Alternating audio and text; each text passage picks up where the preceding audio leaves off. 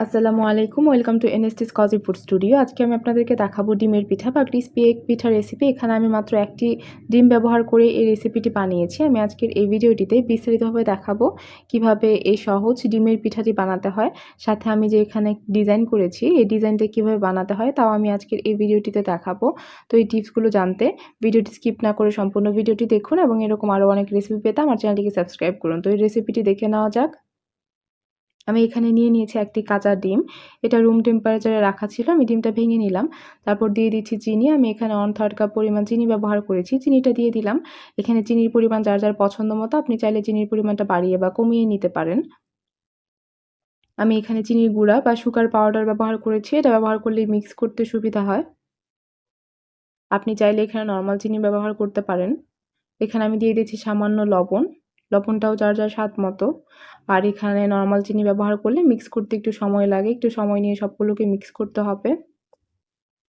আমি সবগুলোকে মিক্স করে নিয়েছি। যখন দেখবেন সবগুলো এরকম লিকুইডের মতো হয়ে গিয়েছে, আমি এখানে যোগ করে নিচ্ছি আটা। আপনি এখানে ময়দাও ব্যবহার করতে পারেন। আমি এখানে প্রথমে 1/2 কাপ পরিমাণ আটা দিয়ে দিয়েছি। আটা দেওয়ার পর দেখতে পাচ্ছেন এরকম হয়েছে। আমি আরও 1/2 কাপ পরিমাণ আটা দিয়ে দিলাম। সাথে দিয়ে দিচ্ছি 1 চা চামচ পরিমাণ তেল।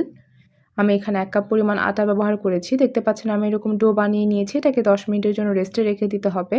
আর এখানে আটা একবারে ঢেলে দিতে যাবেন না। 1 কাপ অল্প অল্প করে মিক্স করে নিবেন, তাহলে ডোটা পারফেক্ট হবে। আমি এখানে ডো থেকে কিছুটা অংশ নিয়ে নিয়েছি। আমি এটাকে এরকম রুটির মতো করে নিয়েছি। দেখতে পাচ্ছেন আমি ঠিক এরকম চিকন করে রেখেছি। আপনি চাইলে এটাকে আরও চিকন করতে পারেন, কিন্তু এটাকে খুব বেশি মোটা করতে যাবেন না, তাহলে এটা ক্রিস্পি হবে না পিঠাটা। আমি এখন এগুলোকে রাউন্ড শেপে কেটে নিব।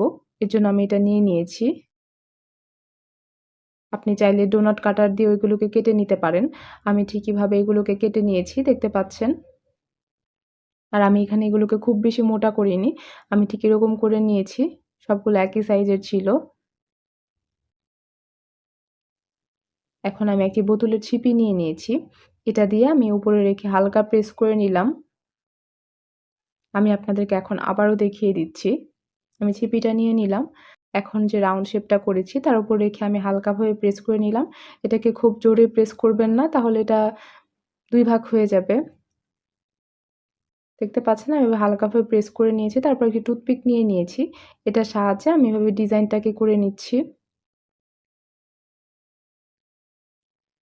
আমি পুরোটা কিভাবে ডিজাইনটা করে নিলাম। দেখতে পাচ্ছেন ডিজাইন হয়ে গিয়েছে। আমি এরকম এই 4টা কিভাবে ডিজাইন করে নিয়েছি। এখন বাকিগুলোকেও ডিজাইন করে নেব। আপনাদের সুবিধার জন্য আমি আবারও দেখিয়ে দিচ্ছি। আমি টুথপিকের সাহায্যে 4 সাইডে এভাবে ডিজাইন করে নিচ্ছি। আর এখানে যে আমি যে স্পেসটা দিচ্ছি এটা আপনি চাইলে আরেকটু কম দিতে পারেন বা বেশি দিতে পারেন। আপনার পছন্দ মতো এখানে স্পেসটা রেখে দিবেন টুথপিকের সাহায্যে। আমি সবগুলোকে ঠিক একইভাবে এই ডিজাইন করে কেটে নিয়েছি। এবং এটা খুবই সহজ একটা ডিজাইন। এটা যে কেউ বানাতে পারবে এই ডিজাইনটা। দেখুন টুথপিকের সাহায্যে আমি ঠিক এভাবে ডিজাইনটা করে নিচ্ছি।